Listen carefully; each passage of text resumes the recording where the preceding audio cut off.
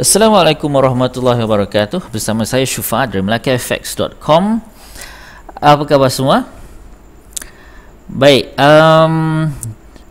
due to technical fatalities, sepatutnya kita ada sesi webinar bersama saya, tapi kita tak dapat buat webinar, so saya gantikan dengan sesi recording, video mentoring. So minta maaf, InsyaAllah kita akan announcekan tarikh yang baru untuk webinar. But for the time being, anda akan bersama saya, anda akan dengar pre-recording ni, because I have all the materials ready. So why not, saya just share saja dengan anda semua. Okay, so kalau misal kata selepas anda dengar video mentoring ini dan anda nak bertanya soalan, you can just email me at shufaat@gmail.com. Okay, ataupun bagi siapa yang dah add saya di Facebook, anda boleh PM saya, anda boleh tanya soalan dekat situ, no problem. Okay, baik, first of all, thanks to Effect Primus atas kesempatan ini, walaupun recording, but no problem, man. Okay, then to Mixter Fishing Effects. Sebelum ni saya memang tak pernah buat webinar, diberi kesempatan buat webinar walaupun tak jadi, tapi no problem. Kita insyaAllah akan buat lagi next time. Okay, then of course to community FIB, Forex is Business. Satu announcement penting yang saya nak beritahu tuan-tuan ialah community kami sekarang ni, community FIB ni, kita dah ada local deposit dan juga withdrawal, kita panggil sebagai escrow. Okay, so bagi anda yang join kami di FIB, anda boleh gunakan facilities ini. Nak masuk duit senang, nak keluar duit senang, so no problem. We have our trusted guy over there. Okay, baik, so saya nak mulakan. Okay, so sekarang ini sebenarnya saya ingat market ni agak tension sikit, because kita akan ada satu news yang besar coming up in short while. Saya ingat dalam jam 3 pagi nanti, FOMC Economic Projections, ada ada FOMC statement, fund rates, dan juga press conference daripada chairwoman kita, Janet Yellen. But sebelum saya mengulas lebih lanjut tentang FOMC dan kesannya, so saya nak share dengan anda semua berkaitan dengan fundamental. Okay, sebenarnya tajuk kita punya webinar ataupun tajuk kita punya recording hari ini, kelas hari ini, ialah berkaitan dengan bagaimana fundamental analysis ini boleh menjadi penggerak kepada harga. Alright, so first of all, bagi anda yang sudah biasa doing all the technical stuff, maknanya kalau tuan-tuan ni memang base banyak technical, banyak main candlestick, Elliott wave, price action, itu memang bagus lah. Seriously, that one is very very good. Now, apa bezanya fundamental approach ni? Fundamental ni dia boleh projectkan kita, dia boleh staykan kita dalam satu trend dalam tempoh masa yang lama. Okey, contohnya kalau kita tengok chart Euro USD. Okay, now there must be a very good reason why Euro USD jatuh daripada high of 1.4 somewhere here, 399. There must be a good reason, mesti ada sebab kenapa dia jatuh daripada 1.4 ni sehingga 1.0461, 046 lah. So there must be a very good reason why dia jatuh sampai 3,600 pip dalam tempoh berapa tu? 8.5 2014 sampai 13.93, so dalam dekat setahun juga lah. So dekat setahun, so lepas tu dia go sideways. So there must be a good reason. So kalau kita technical person, of course entry, mungkin tuan-tuan boleh ada trade inside down over here, ataupun siapa yang main chart pattern, so mungkin sini kita boleh main sebagai bear flag, ataupun sini mungkin sebagai pennant, okey, ataupun ini another flag. So ini semua technical approach.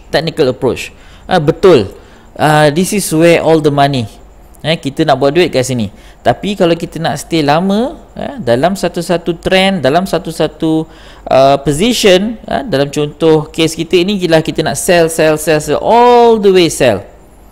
Okay, so there's no second guessing. Kita tak perlulah aku nak buy ke nak sell hari ni, aku nak buy ke nak sell, tak perlu.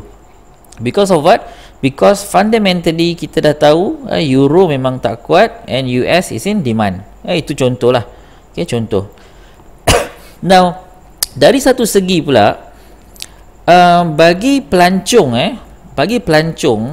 yang for example daripada euro, dulu dia dapat 1 euro equal to 1.4 dollar. Maksudnya kalau kita ambil satu case tadi, pelancongan, mungkin ramai pelancong daripada euro akan visit US. Ni contoh euro USD.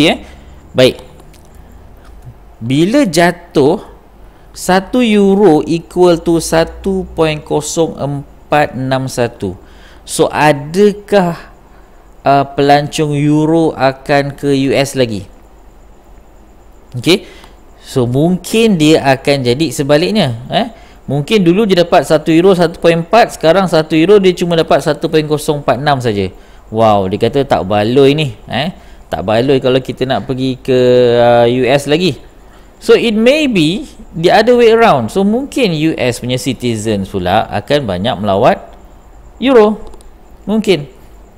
Okay, so itu dari satu faktor.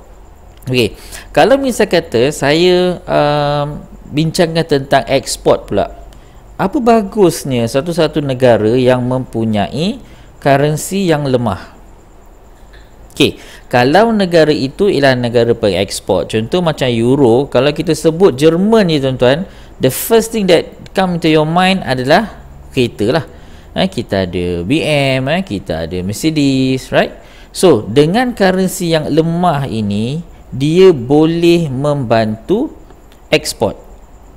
Okay, so kita sepatutnya akan melihat GDP yang lebih tinggi, ataupun kita akan melihat trade balance yang lebih tinggi untuk mana-mana negara yang currency dia lemah.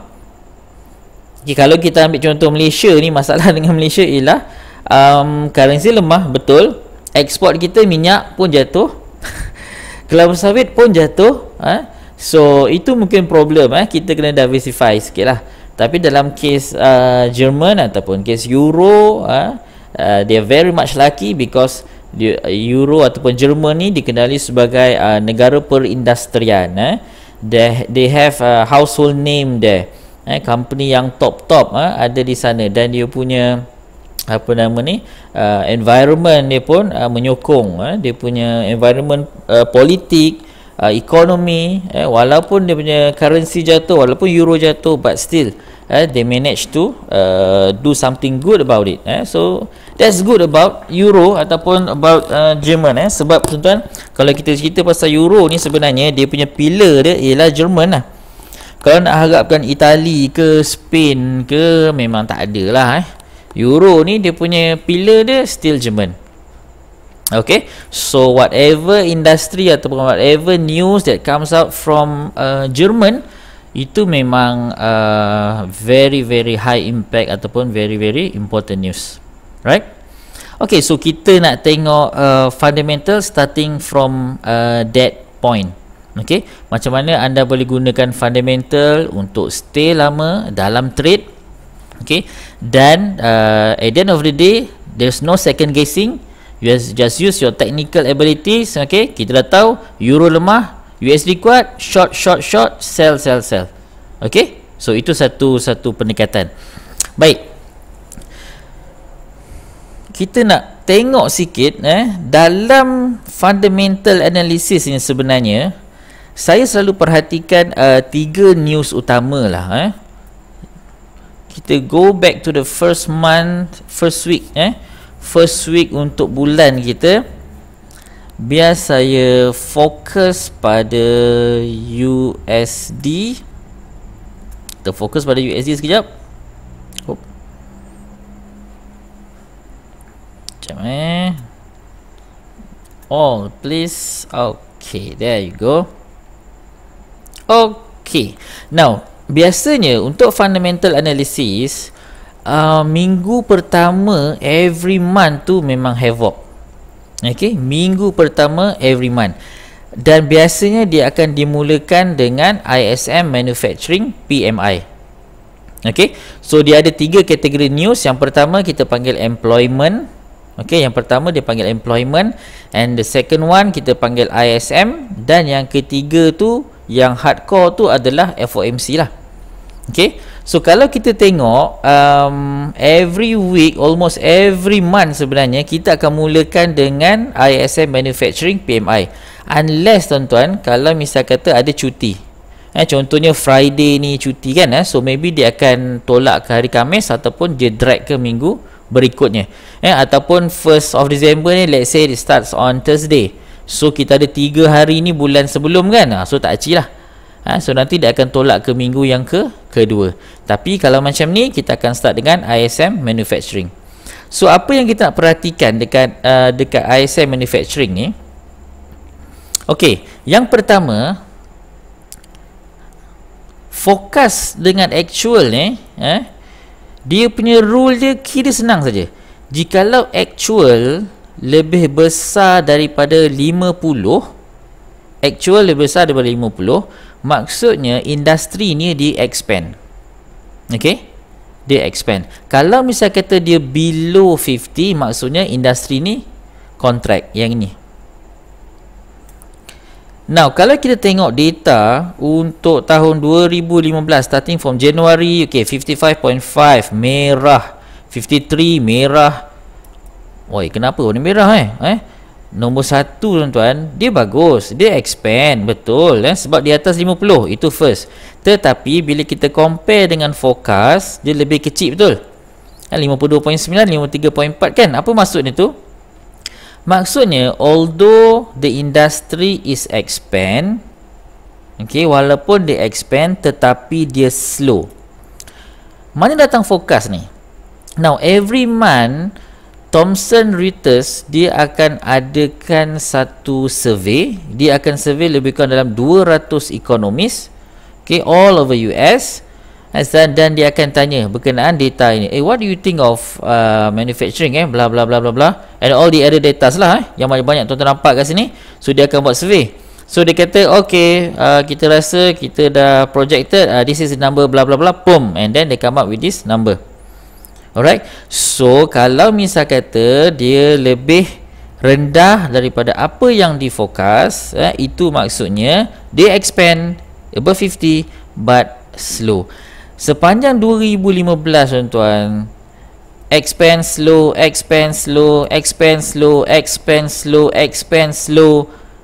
Ni ada maju sikit lah. Lepas tu macam tak ada apa. Expand slow, expand slow, expand slow, macam tak ada apa. Dan sekarang dia duduk bawah 50. This is very bad. This is very bad. Now bila dia duduk bawah 50, maksudnya industri is contract.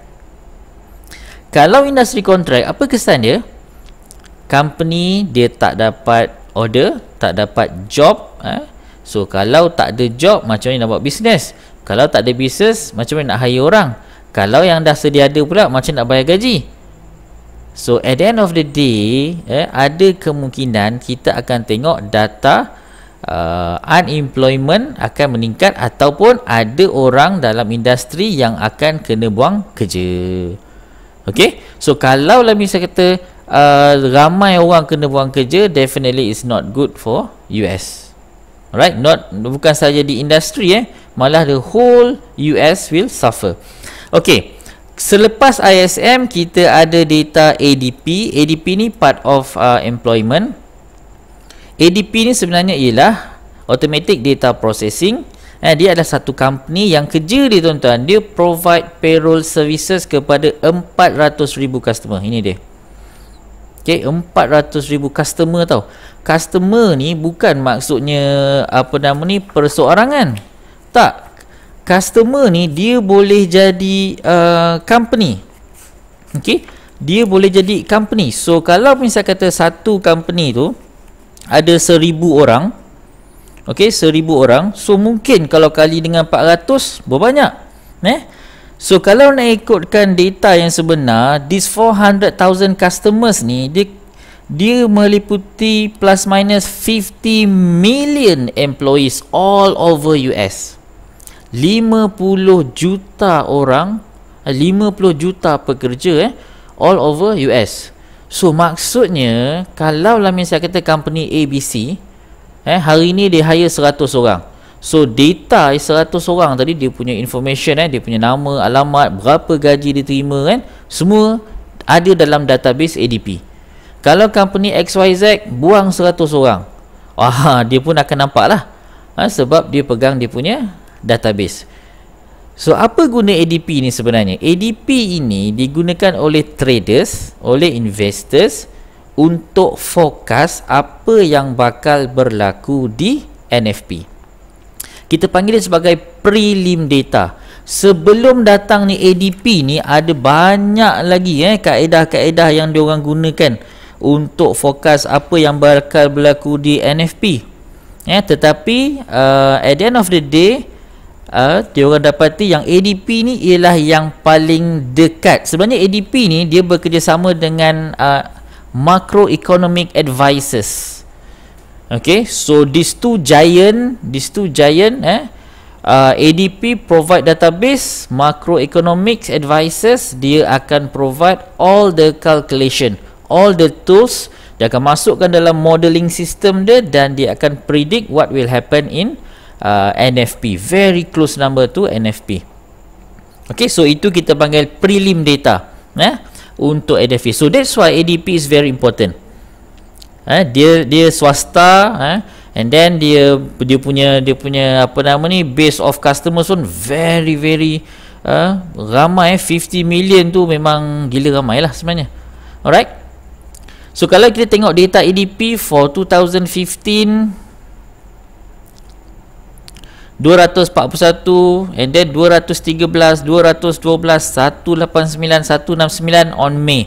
Saya ingat ini yang paling rendah lah dicatatkan oleh ADP. Dan satu perkara yang kita nak kena tahu, ADP ni dia catatkan ataupun dia ambil data swasta saja. Dia tak masuk apa? Farm dan juga government. Now, ini nanti bila kita tengok NFP nanti, tuan-tuan akan dapati ada sedikit perubahan lah. Ada sedikit perbezaan antara ADP dan juga NFP. But please bear in mind that ADP dia cuma ambil data swasta. Okay, so this is second most important. Now ada Fat Yellen speaks here. Kita akan tengok sekejap lagi.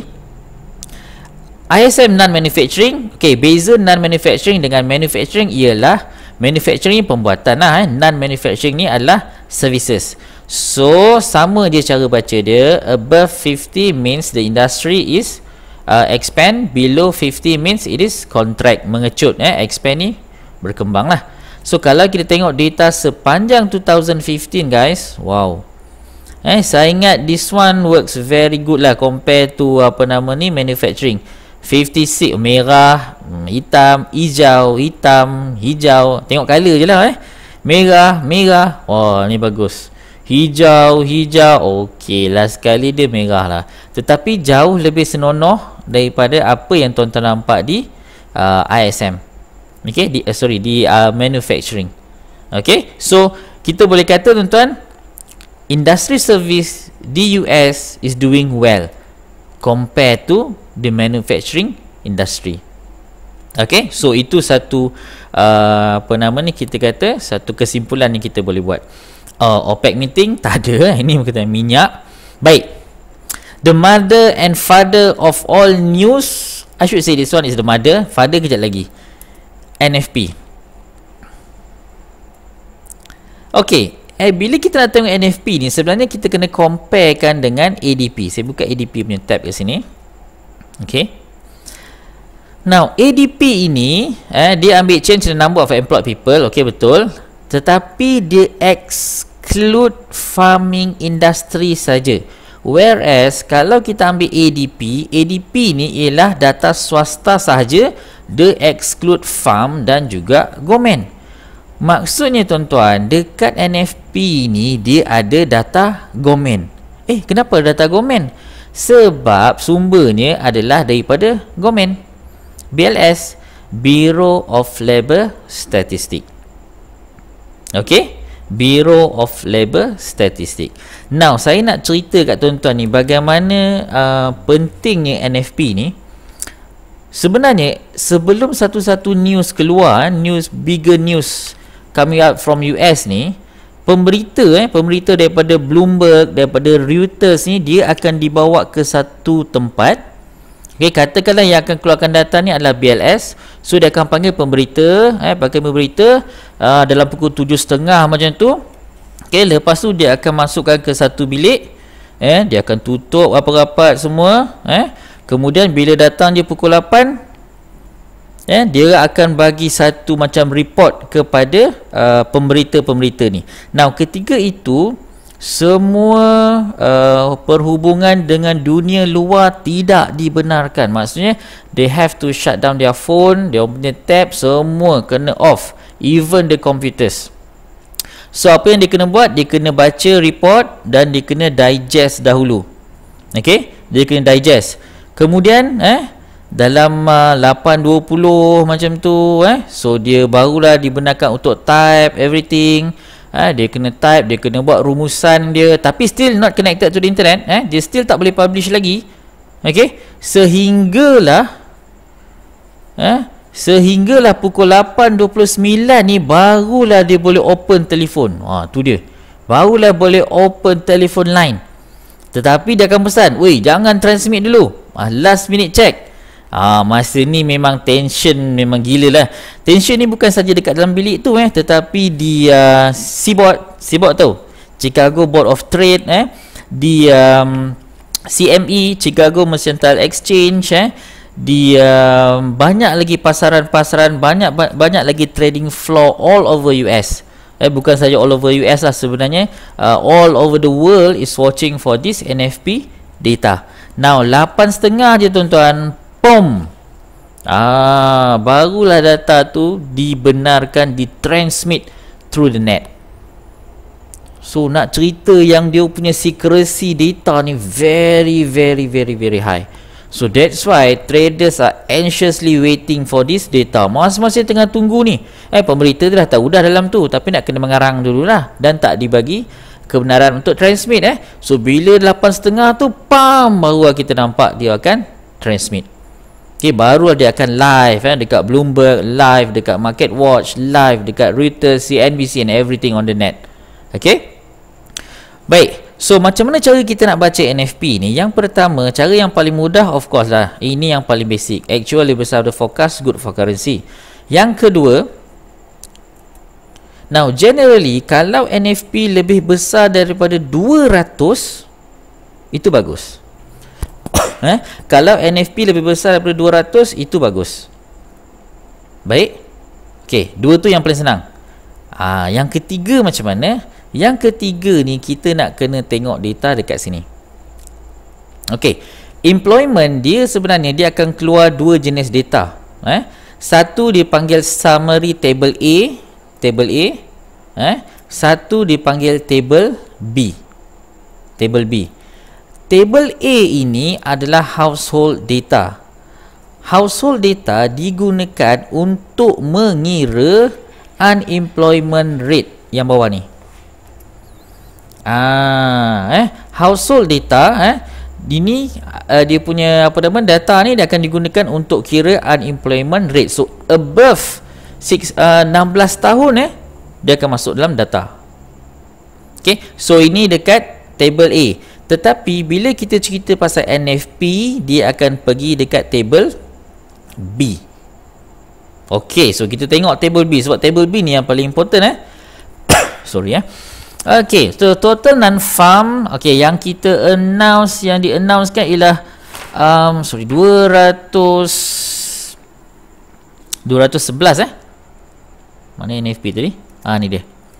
Okay, 211 compare to forecast 201. Okay, 201, so 211 ini dia. November 15 So November 15 ni walaupun data ni keluar bulan Disember, tetapi data ini adalah untuk bulan November. So that's why dia keluar data November. Okay, make sense Baik. Benda pertama bila kita tengok breakdown summary ataupun table B ni ialah kita kena tengok bahagian gomen. Okay, benda yang kita nak bila kita nak kata NFP bagus ke tak bagus ke kan, kita nak kena tengok gomen ni mencatatkan jumlah pekerjaan yang sedikit. Itu dia. Now, berapa sedikit is sedikit. Saya prefer kalau dapat tengok gomen ni below 10. Kalau macam ini negatif 6 kan, negatif 20, ini kena buang kerja ni. Bukan kontrak tak disambung kan. So itu tak bagus dah pula. Unemployment memang tak bagus untuk ekonomi Tapi kalau too many jobs created by the government pun tak bagus juga. Nah, kenapa kalau government cipta pekerjaan tak bagus? Nombor satu, bila government create more pekerjaan, maksudnya gaji staff akan dibayar menggunakan duit cukai. Okey? Dan duit cukai ni dikutip daripada industri, daripada orang persorangan, right? So kalau misal kata dia buat jabatan baru, contohnya new jabatan, dan dia ada peruntukan untuk jabatan baru. Kalau dia hire lagi staff, dah kena bayar lagi gaji. Dan kebanyakan staff ni mungkin yang ranking-ranking ataupun yang bawah-bawah ni mungkin lebih ramai. So bila staff yang ini lebih ramai, yang mana pendapatan tak tinggi, so bagaimana dia nak menyumbang balik kepada cukai? Itu satu. Nombor satu, dia dah guna duit cukai, kemudian bila nak sumbang balik mungkin minimum ataupun tak kena bayar cukai. So that's why kita nak tengok government data ni, the government is creating as low as possible, tetapi jangan sampai kena buang kerja macam ni. Okay, tu nombor 3 So nombor 1 kita nak tengok actual lebih besar daripada forecast. Nombor 2, NFP lebih besar daripada 200. Nombor 3, kita nak tengok government create less job. Okay, kalau boleh below 10. Macam ni tak cantik 14. Yang keempat, kita nak tengok professionals. 27 saja. 27 ni bukan 27 orang tuan 27,000 lah. Maksudnya dalam bidang professional and business services, they are creating 27,000 peluang pekerjaan, 27,000 pekerjaan sepanjang bulan November. This is actually teruk jugalah sebenarnya compare to October 90,000, compare to September 32,000, compare to November 2014 kita panggil year on year, Y to Y comparison is around 96 tau. Sebenarnya 27,000 ni tak banyak, sikit. So kita tak nak tengok macam tu. Kalau boleh kita nak tengok ni berapa, 60, 70, tu cantik. Itu cantik. Sebab apa kita nak tengok professional ni ramai? Sebab professional, they tend to get higher salary and they tend to pay more taxes. Bila dia bayar cukai lebih, maksudnya dia akan resulting dalam pendapatan yang lebih kepada government. Okay, apa lagi yang kita nak perhatikan? Okay, 4 ni yang utama. 4 yang utama. Kalau tuan-tuan nak tengok data yang lain, of course saya tengok di manufacturing. Manufacturing tuan-tuan negatif 1. Maksudnya ada 1,000 hilang pekerjaan. Macam kita dah tengok tadi kan dekat manufacturing PMI kan, data is very bad, 48.6, meaning that company is not creating, tak ada job, company tak ada new order, company tak ada job, so they have to lay off. Dia orang terpaksa membuang pekerja. So kita boleh tengok dekat sini. Okay, dan lagi mungkin kita nak tengok di bahagian healthcare. Kita pun nak juga healthcare ni tinggi, 32, okay. Dan satu lagi yang kita nak rendah ialah temporary. Ni bagus ni. Walaupun 12,000 kena buang, Okey, kenapa temporary ni? Temporary ni dia mewakili kebanyakan student-student yang cuti semester and then dia ambil kerja part time. So that's why temporary lah. Okey, tapi yang major ni ialah dekat government dan juga professional. Dan satu lagi yang saya tak suka berkenaan dengan NFP ini, NFP yang baru keluar ni ialah bila kita minus, bila kita tolak non-farm dengan government, kita punya private is just around 197. Wah, ini tak begitu cantik So that's why masa berita NFP keluar tu, US dia tidak saya tengok dia tidak begitu strong lah. Kalau kita compare dengan euro, this is euro USD data ni keluar, let me check guys, let me check. Bila tarikh NFP kita ni? NFP 4 Disember. So let's go to 4 Disember. Mana 4 Disember ni? Yep, 4 Disember betul lah. Okay, 4 Disember. Alright, 4 Disember it is. Yep, H1. Wait, back. Oh, sorry. 4 Disember is here. Berita tu keluar pukul 9.30. So I guess it would be somewhere here. 15, 16, 17, 18, 19, 20. Sini 16, 17, 18, 19, 20, 21, 22. Okay, ataupun sini lah somewhere between these two ni candles ni. So macam tak ada banyak beza lah kalau lah NFP ni kuat, tuan-tuan, we should see some demand in US dollar, especially against euro yang memang kita tahu tak berapa nak kuat sangat. Dengan dia punya QE open ended. Mario Draghi pun dah announce ECB akan meneruskan dia punya quantitative easing open ended sehingga at least March 2017. Hari tu dia kata maybe sampai around September 16, tetapi dia nak drag lagi sampai 2017. Dan open ended lagi tu. Apa maksud open ended? Maksud open ended ialah kalau dia tak capai target inflation 2%, then dia akan terus QE, and they are doing this bond buying program macam yang US pernah buat dulu. Okay, so NFP tak berjaya menggerakkan dolar that much because bila kita tengok breakdown, tak cantik. Ini tak cantik untuk NFP. Okay, so macam mana? Boleh? Okay, now kita nak tengok last sekali bahagian yang paling penting yang kita tengah tunggu-tunggu ni ialah FOMC. Okay, sebelum itu rumors regarding that US going to raise their interest rate ni, saya ingat dekat bukan Oktober starting daripada saya ingat September lagi kot September. Let me check. Okay, ni dia. So daripada bulan September hari tu sebenarnya dah ada ura-ura yang menyatakan Fed akan naikkan interest rate. Now, kenapa dipilih September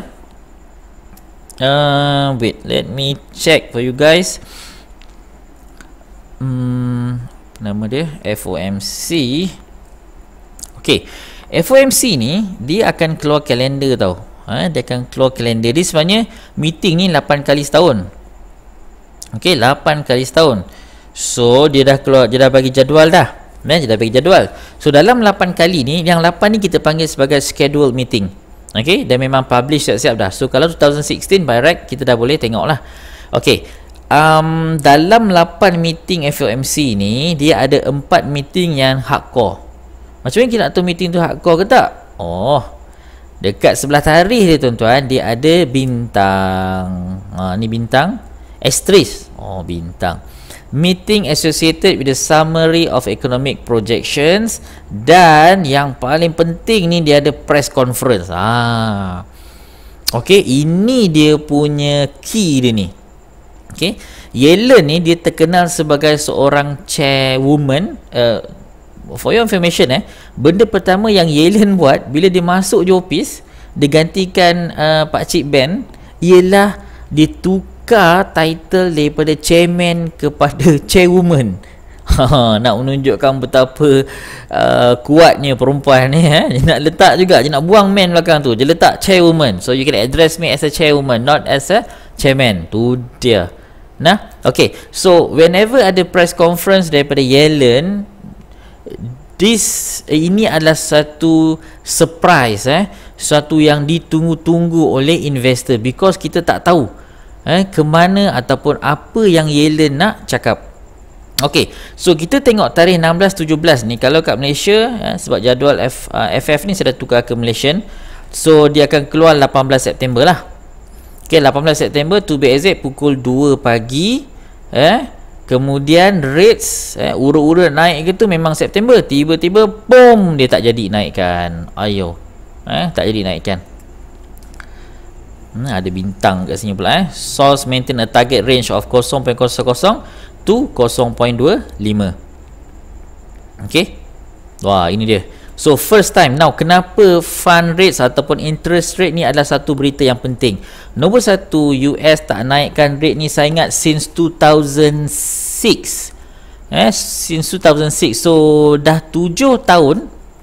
Dah 7 tahun. So this is one big news yang ditunggu-tunggu oleh semua orang. Itu yang satu. Yang kedua, bila kita cerita pasal interest rate, secara tidak langsung kita cerita pasal kadar pinjaman. Okey, bahasa mudah nak faham pasal interest rate ni ialah kadar pinjaman. Saya bagi contoh yang mudah lah tuan-tuan. Kita buat satu loan, ambil loan peribadi lah. Contohlah, kita buat loan dengan bank ABC, dia bagi kita 100,000, interest 5.0. Okay, good. So kita bayar every month, let's say kita ikat 10 years, kita bayar sebulan 1,000. Okay, now tiba-tiba bank beritahu kita, Cik Syafaat, kita nak turunkan interest rate kita daripada 5% ni, kita nak offer you 2%. Saya ingat melompat kita sampai ceiling kita, tuan-tuan. Oi, kita boleh bagi you pinjam sampai 200,000. Yelah akal.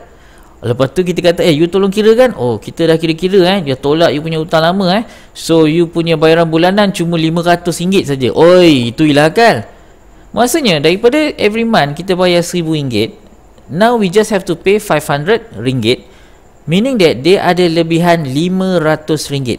Now RM500 ini kita boleh translate dalam bentuk perbelanjaan. Maksudnya kita boleh belanjakan di selebihan RM500, ataupun kita boleh masuk dalam bank. Nah, bagusnya kalau kita belanjakan RM500, dia akan menggerakkan ekonomi. Kalau seorang ada lebihan RM500, bayangkan kalau ada RM1,000, RM10,000, RM1,000,000. Okey, kalau misal kata RM500 itu dimasukkan dalam bank, bank akan gunakan RM500 yang kita masukkan tadi, dia akan bagi pinjam pula kat orang lain. Itulah kerja bank. Kerja dia ialah bagi loan. Dah itulah kerja bank. Tak nak buat kerja apa pula, dia takkan nak ngangar je.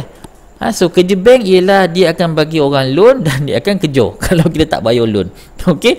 Now, kalau misal kata rates dinaikkan, apa jadi pada loan?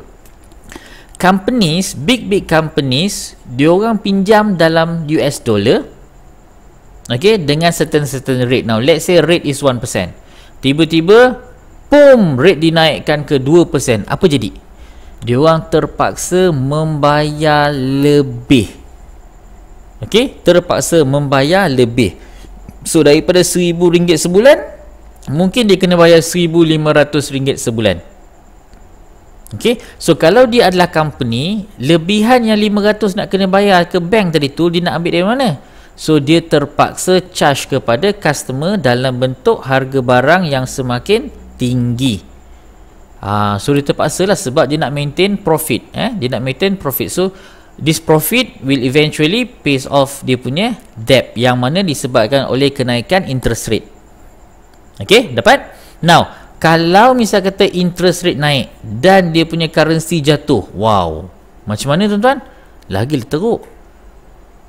Contohnya, katakanlah dulu saya perlukan RM2, contoh satu dolar saya dapat RM3. Okay, ataupun RM3 saya dapat $1. Sekarang ni disebabkan ringgit yang semakin jatuh, saya perlukan RM4.5 untuk dapat $1. Kalau hutang saya tu $1,000, maksudnya daripada dulu saya kena bayar just RM3,000, ini sekarang ni saya kena cari RM4,500 untuk bayar the same amount of dollar that I own. Tuan-tuan, company dia tak pinjam $1,000, dia pinjam millions. So this consideration is something that Fed is looking at aggressively. Adakah bila dia naikkan interest rate ni, dia akan impact kepada companies, terutamanya dari segi loans, dari segi macam mana dia nak bayar balik. So this will definitely hurt profits dan bagaimana company nak react daripada kenaikan rates ni. So this is something. Okay, so 18 September impact dia kepada dollar index. Sebenarnya saya dah tandakan, saya kena back. Ayo, where is it? Ya, ini 29. Okay. Come here. It is somewhere here. Okay, now price before FOMC dia duduk dekat 95.06. Okay, and then bila diorang tak jadi naikkan rate, pam, US dollar jatuh. Tuan tahu kan, US dollar index ni ialah nilai US dollar yang dibandingkan dengan 6 major currencies. We have euro take the biggest portion at 57.6%, and then kita ada yen at 13%, and then kita ada GBP at 11%, and kita ada Canada, kita ada krone, and lastly kita ada Swiss franc.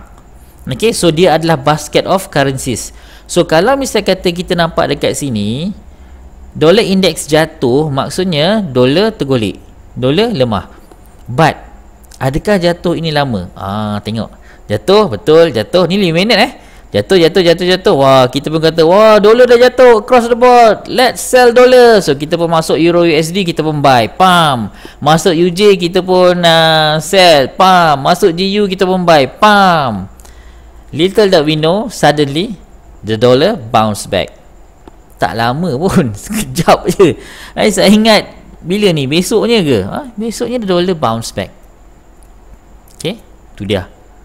Little that we know, the dollar bounce back. I go to H1 chart, tu dia, pam, before eventually jatuh balik lah. Tetapi kalau siapa yang melompat terus dalam market, bila tengok dolar tergolek, saya rasa mungkin ada berlaku sedikit loss lah, ataupun mungkin banyak, kita tak tahu. We can actually trade dollar index. Kalau tuan-tuan berani kerana benar, you can actually trade dollar index, no problem. Saya selalu trade dollar index. Okay, the second FOMC meeting actually diadakan pada October 29th, if I'm not mistaken. Let us check. Yep. Okay. Right, so we have this on the 29th, okay, of October. Now saya pun tidak convinced, tidak yakin, saya pun tidak yakin yang Fed akan naikkan rate dekat sini. Sebab apa, tuan-tuan? Sebab dekat sini dia tak ada bintang.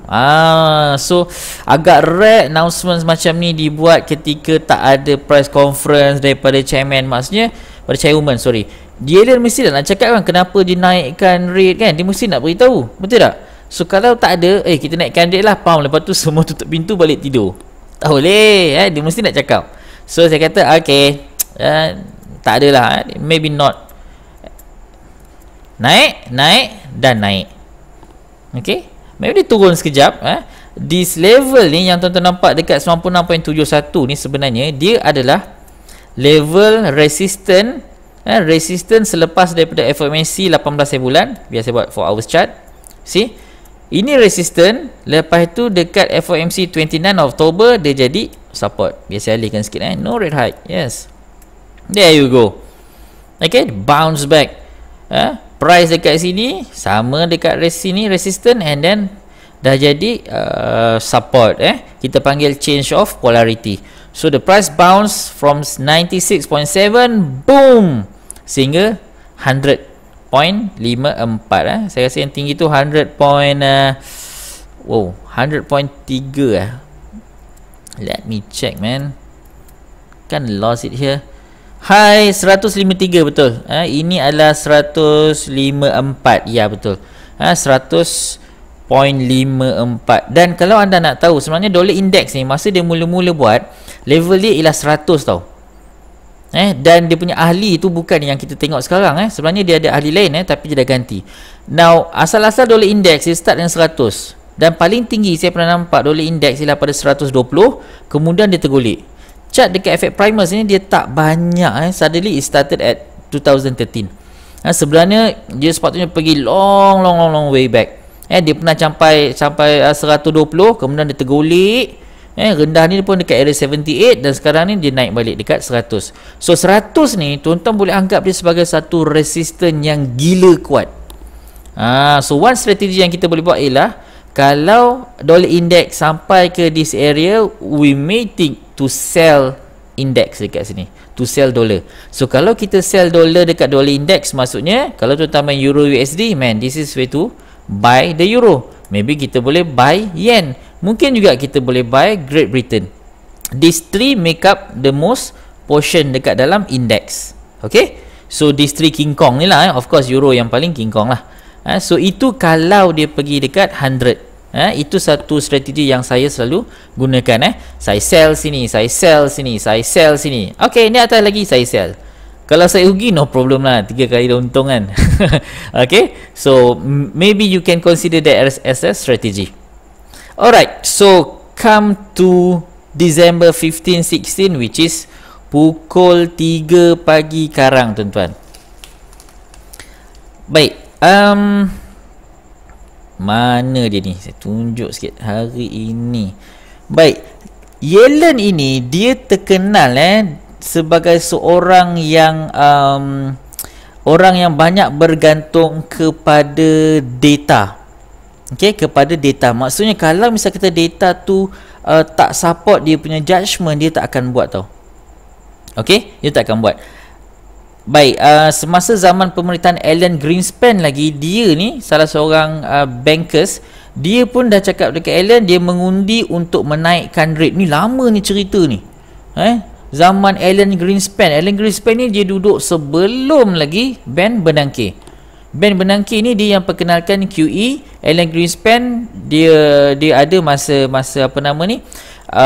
Subprime crisis and dia bubble, housing bubble dan juga stock collapse 2007-2008, and then replaced by Ben Bernanke. Ben Bernanke buat QE to stimulate the economy, dan at the end of Ben punya pemerintahan, dia on start to reduce dia punya QE tu daripada 85 billion to 40 billions per month, and Yellen eventually replaced Bernanke dan dia ended all these QE things. Now Yellen dia ada dashboard dia, kita panggil dashboard dia, banyak bergantung kepada jobs, wages dan juga price. Jobs ini ialah apa yang kita tengok dekat NFP. Wages sebenarnya dekat sini, tertinggal satu tadi. Ni dia, average hourly earnings. Okay, I don't know if I still had the time. Wow. Okay, now bagaimana cara kita nak baca average hourly earnings? Secara ringkasnya, average hourly earnings ni maksudnya purata gaji sejam, earning sejam. Kalau kita tengok dekat FF, dia bagi dalam bentuk percentage kan. Ni tak cool, tuan-tuan. Macam ni kita nak ukur ni berapa sen, berapa dolar, tak best lah. Sebenarnya dekat table B ni kita boleh scroll down and kita akan nampak average hourly earnings. There you go. Now in November, average hourly earnings mencatatkan $25.25 compared to October just 25.21. Maksudnya tuan-tuan, kalau kita ambil dua data ini daripada Oktober sampai November, dia punya kenaikan sejam berapa? Loh, 4 sen je, bukan 40 sen, 4 sen. So I noted it as 0.04 sen lah Okey, 0.04 sen ini adalah sejam. Okey, sejam. So kalau kita nak kali weekly, kita kena kali yang inilah, 34.5. So saya kali Tuan tengok bagaimana this data is important to Yellen, bagaimana this data is important to Fed. 34.5 ini adalah seminggu. Maksudnya gaji diorang purata naik 1.38 dolar seminggu. Hoi, tak banyak tu. Okey, relax. Kita kali dengan 4. Sebab apa? Sebab kita nak sebulan. Tu dia.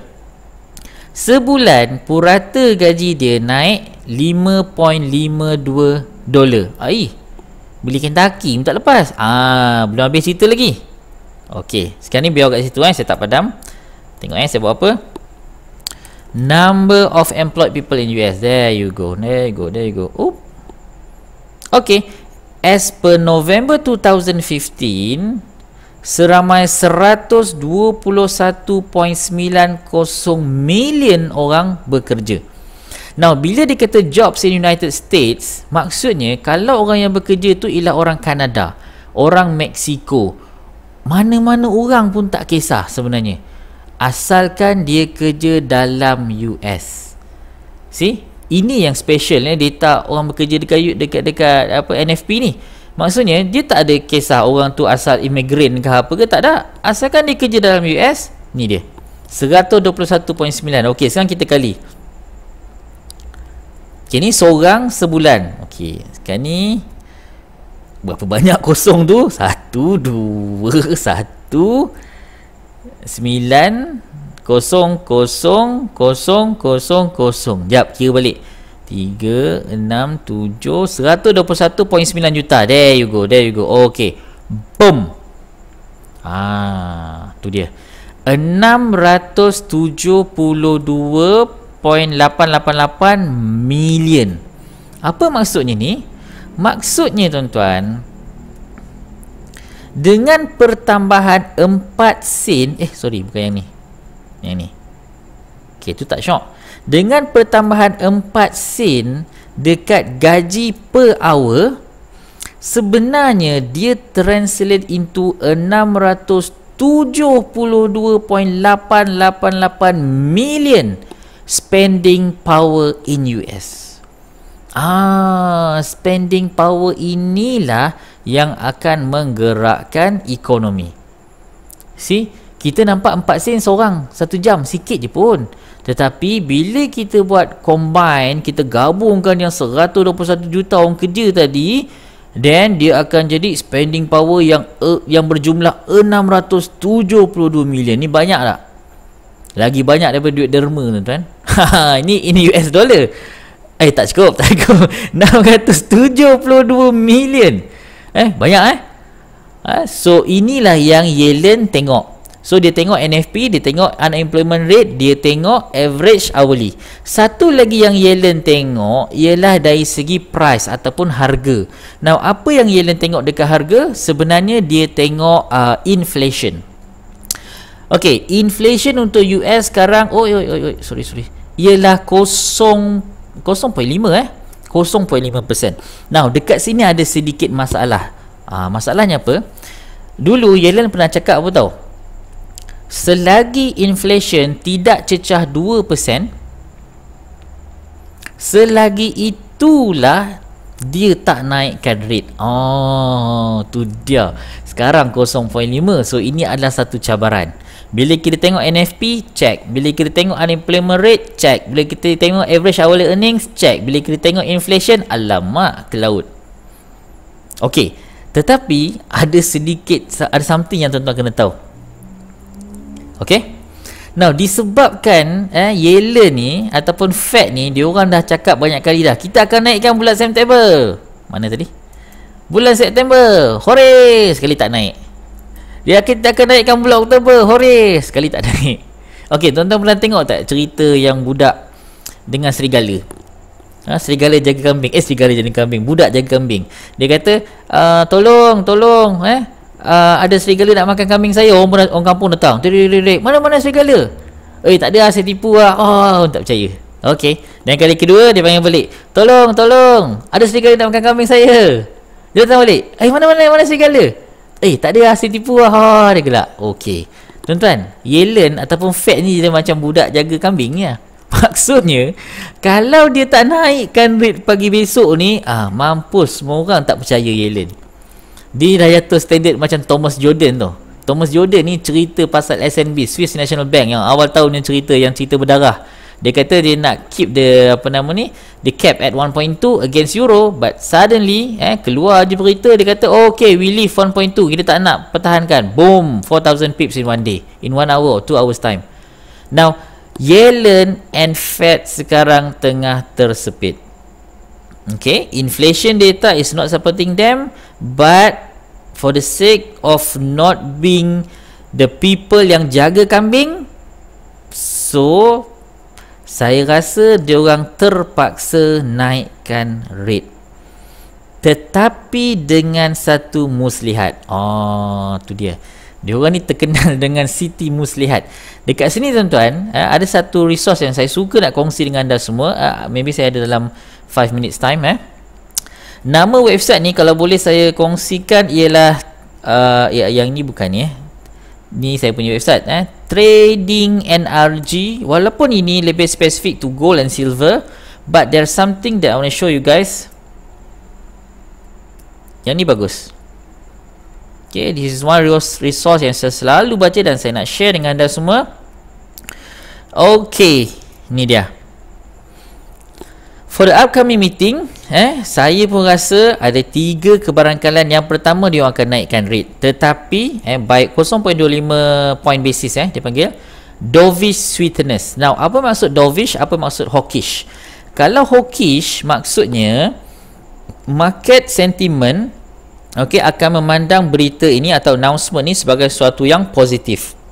So definitely they will buy on it. Tetapi kalau dovish, maksudnya there is some negative about this announcement. Hawk ni adalah burung helang, dovish ni adalah burung camar. So dia punya idea dia ialah burung helang ni terbang tinggi. So sentiment market investor is very high towards this news. Tetapi when it comes to dovish, dia punya sentiment is very low. Betul tak betul ni? So dia orang akan naikkan rate, tetapi dia ada tambahan dovish sweetness. Dia macam susu pula saya rasa. Maksudnya dia akan naikkan rate tahun depan, dia akan naikkan rate, tetapi mungkin tidak seagresif yang dijangka. Kalau kita tengok FOMC tahun depan, ada 4 time yang mana dia ada bintang. Fed mungkin boleh naikkan each and every time ada economic projections, dia akan naikkan 25 point basis. Itu mungkin. Atau mungkin juga dia boleh play it slow, dia akan naikkan 25 point basis kat sini dan 25 point basis dekat sini. Sebab data inflation masih lagi tak cantik. Apa musuh kata inflation tuan-tuan? Deflation. Deflation berlaku bila harga terlalu rendah dan orang pula ramai kena buang kerja. Tu semua masalah juga. Bila harga rendah, semua orang beli. Semua orang beli, saya beli barang lah, besok je kena buang kerja. Alamak, dah tak boleh. So, bila ramai orang kena buang kerja, harga rendah, company tak boleh buat profit, itu kita panggil deflation. So, bila inflation maksudnya, the economy is doing well, the price is rising, people punya income pun bertambah, employment pun bagus, dia akan jadi inflation. Tetapi kita nak mild inflation at 2%, bukan sampai 11, 20%. Itu mengarutlah. Itulah jadi macam hyperinflation pula. So yang ini satu, saya tak rasa yang ini berlaku. FOMC doesn't raise rates. Sebab kalaulah misal kata Fed tak naikkan rate, dia jadi macam budak penjaga kambing. Semua orang tak percaya cakap dia. So dia kena jaga muka dia juga. Dan yang ketiga, even less likely, dia naikkan rate dan dia buat muka keras. Dan ditaburkan lagi janji-janji manis. Yang ini pun saya rasa tak berlaku lah, sebab everybody nampak data inflation untuk US tak bagus. Dan satu market yang saya sangat-sangat teruja untuk masuk if